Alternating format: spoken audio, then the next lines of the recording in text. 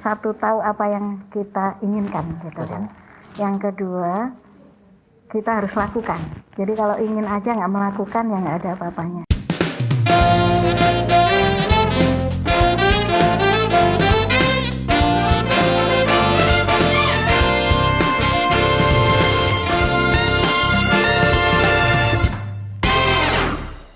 Halo semua, selamat datang di Tanya Bosku Telkometra. Perkenalkan, saya Farhan Maulana, saya bekerja di PT Infomedia di bagian Business Development.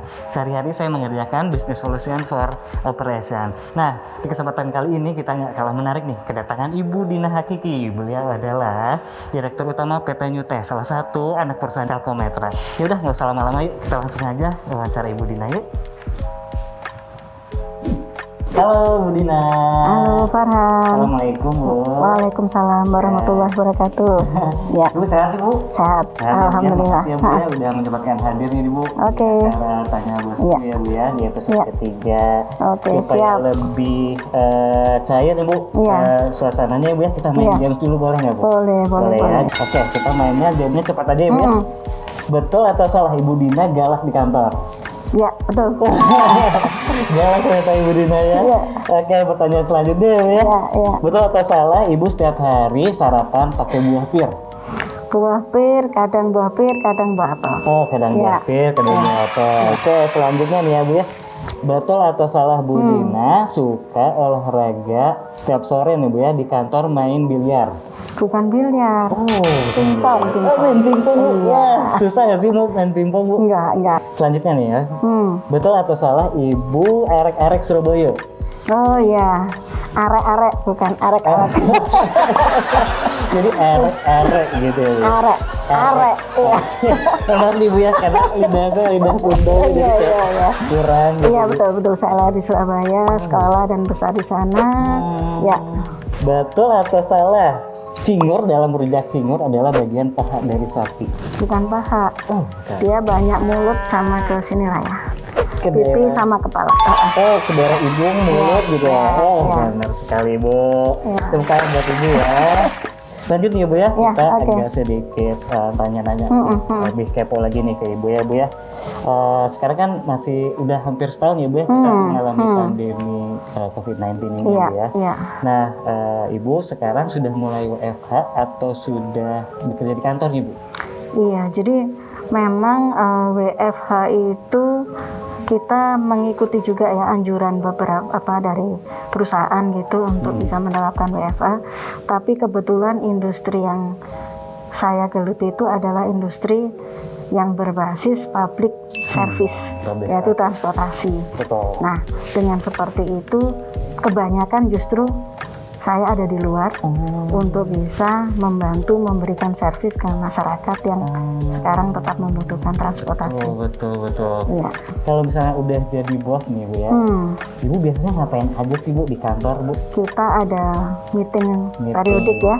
Kemudian bagaimana kita menggali ide-ide dari luar maupun dari tim kita sendiri, sehingga banyak hal-hal yang baru, karena kondisi sekarang itu kita butuh sesuatu yang tidak bisa biasa saja tapi extraordinary. Jadi yang pertama Ibu sering melakukan meeting ya pasti ya Bu ya. Meetingnya mungkin kalau sekarang melalui virtual gitu ya. Jadi kalau sekarang jadi karena sudah terbiasa, jadi kita bisa meeting kapan aja dan di mana aja ya. Jadi itu saya rasa itu sekarang jadi lebih efektif ya daripada dulu kita harus ketemu fisik, ketemu itu ternyata kita dipaksa keadaan pun ternyata kalau kita bisa adaptasi itu jadi membuat hal-hal yang baru dan mungkin lebih efisien. Betul sekali. Ya. Oke, dari tadi ngomongin kantor terus nih Bu ya. Sekarang mungkin agak sedikit ke masalah rumah tangga gitu ya Bu ya. Rumah tangga ya, oke. Aku mau kepo nih Ibu, punya anak berapa Bu? Punya anak 2, putri udah usia 25 ya. 25. Nah, terus habis gitu yang putra 23. Oh, jadi jaraknya 2 tahun. 2 tahun ya Bu ya. Dan dua-duanya udah kerja semua. Sudah kerja semua ya Bu ya. Iya. Oh, sudah menikah mungkin Bu?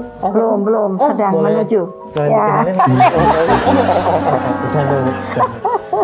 Nah, lanjut ya Bu ya, ini terkait dengan kehidupan Ibu. Nah, kan Ibu satu sisi nih jadi bos di kantor ya Bu ya, sebagai direktur utama teman-teman. Iya. Nah, di satu sisi Ibu jadi harus menjadi ibu rumah tangga nih Bu ya, di rumah ya Bu ya. Iya. Nah, Ibu gimana sih cara mengatur antara menjadi bos di kantor dan menjadi ibu rumah tangga nih Bu? Gitu ya. Jadi sepertinya hal yang utama adalah setiap kita melakukan pekerjaan atau apapun, yang paling penting adalah kita punya support dari keluarga. Support dari keluarga ya. Jadi hal-hal yang lain itu adalah bagaimana kita meng-create komunikasi yang bagus dengan semuanya. Kalau ditanya apakah sudah ideal, mungkin belum, pasti ada kurang lebihnya gitu ya. Tapi ya saya sendiri mencoba yang terbaik untuk kondisi sekarang ini gitu. Nah, Ibu pernah nggak sih mengalami kesulitan gitu Bu untuk menghandle hal tersebut gitu, misalnya di rumah atau di perusahaan gitu. Terus gimana sih Ibu cara mengatasinya hal tersebut? Iya, pasti ada ya. Setiap orang pasti ketemu masalah dan kita itu harus manage masalah. Jadi kan nggak boleh lari kan dari masalah. Jadi apakah pernah sampai nggak bisa apa-apa, mikir ini buntu? Pernah. Tapi tadi kita punya keluarga, kita juga punya Tuhan ya, punya apa yang memberi kita hidup. Nah, kita pasti kembalinya ke situ. Nah, jadi dan yang penting adalah apa yang kita usahakan selama ini harus diniatkan sebagai ibadah. Betul. Tanpa itu ya nanti kita adanya berkeluh kesah gitu kan, adanya menyalahkan ini menyalahkan itu gitu. Itu sih. Memang balik lagi ya Bu ya, support keluarga dan relasi kita dengan Tuhan itu memang jadi. Dan tadi meniatkan segala sesuatunya untuk ibadah. Iya betul. Baik, lanjut lagi nih Bu ya. Nah, Ibu kan ini perusahaannya perusahaan teknologi ya Bu ya. Perusahaan teknologi IT ya. IT ya Bu ya khususnya ya. Nah, kami pengen tahu nih Bu ya, gimana sih awal mulanya Ibu nih kecemplung ke dunia teknologi nih? Karena kan biasanya basicnya untuk perusahaan teknologi kan biasanya digandrungnya sama laki-laki gitu ya Bu. Nah, Ibu bisa sampai kecemplung sampai sukses hingga menjadi direktur utama. Iya, jadi memang kalau dari sekolah kan kebetulan saya dari elektro gitu ya. Teknik elektro, kemudian kerja di perusahaan di Bandung di PTN PTDI dan kebetulan masuk pusat komputasi gitu kan ya. Jadi ya terus menerus di industri IT. Nah, industri IT-nya berkembang, kemudian saya sempat ngajar juga. Saya sempat jadi dosen 3 tahun. Jadi dosen. Jadi dosen di mana Ibu kalau betul? Di ITB sama di SDT Telkom. Nah itu 3 tahun, di masa itu baru ikut suami ke Jakarta gitu. Sebelumnya kami di Bandung. Nah kebetulan ya industri yang kita geluti ya fokus di IT terus menerus ya. Nah pertama kali ada pekerjaan itu, kalau teman-teman tahu itu ada busway ya, busway itu pertama kali itu ada tiketing pertama kali. Nah disitulah saya ketemu teknologi yang waktu itu masih baru, bahasanya itu adalah smart card gitu ya, implementasi dari smart card. Nah di situ kita fokuskan dan kita expand smart card itu ke berbagai industri. Jadi ada transportasi, ada keberbankan, ada kemana-mana, dan itu yang kita berevolusi sampai sekarang yang kita tekuni gitu kan.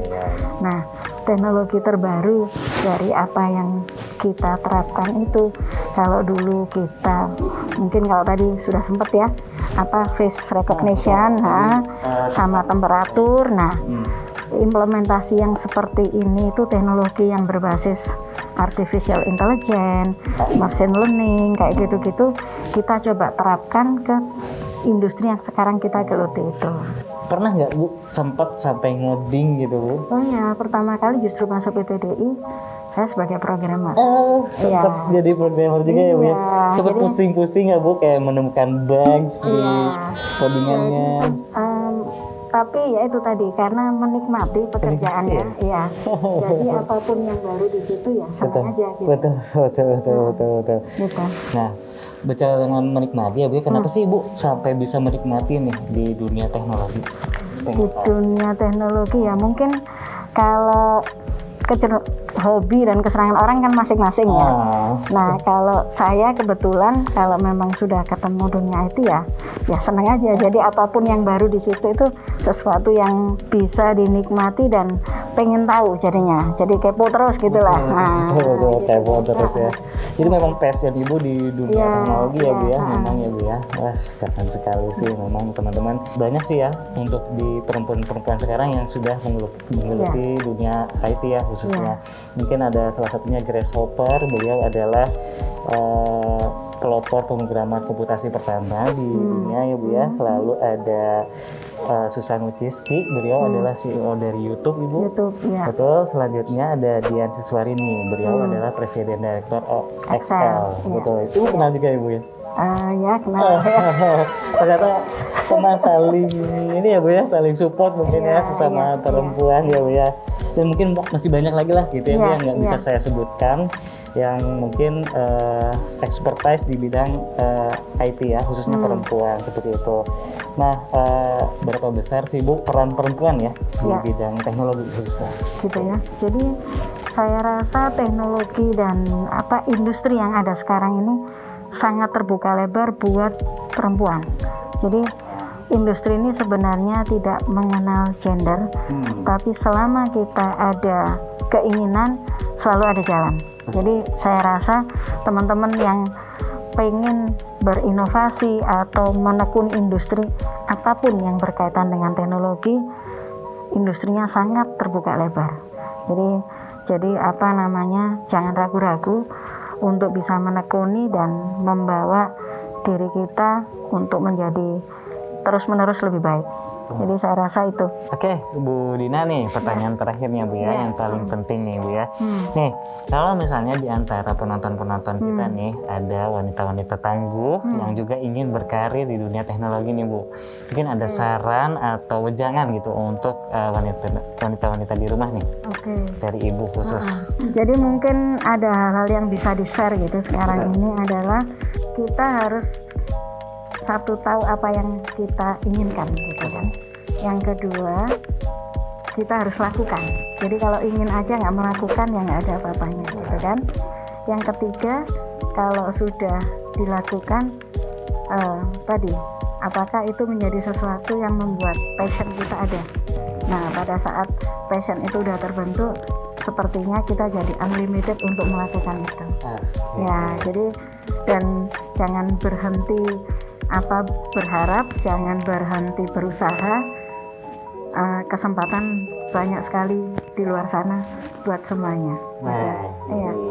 Inspiratif sekali ya Bu ya. Jadi jangan berhenti berharap, jangan berhenti berusaha, kesempatan terbuka luas ya. Ini khusus untuk kaum rebahan ya Bu ya. Harus semangat, harus melakukan sesuatu untuk berinovasi apalagi di masa dengan rebahan tuh bisa melakukan banyak hal. Betul sekali ya Bu ya. Even di proses rebahan juga kita bisa melakukan sesuatu ya Bu ya. Oke Bu, ini udah pertanyaan terakhir nih Bu ya. Jadi terima kasih banyak Ibu di sela-sela kesibukan Ibu nih. Ibu menyempatkan datang nih di Tanya Bosku episode ini Bu. Terima kasih juga kesempatannya. Iya Bu, terima kasih banyak. Semoga Ibu dan keluarga sehat selalu ya Bu. Amin, sama ya. Baik. Amin. Semoga kita selalu sehat ya Bu ya. Baik, untuk teman-teman di rumah nih jangan lupa untuk selalu like, comment, and subscribe ya. Dan ditunggu juga untuk episode Tanya Bosku dari Telkometra selanjutnya ya. Buat teman-teman tetap jaga kesehatan, tetap menjaga protokol kesehatan ya. Tetap di rumah dan terima kasih. Assalamualaikum warahmatullahi wabarakatuh. Assalamualaikum warahmatullahi wabarakatuh.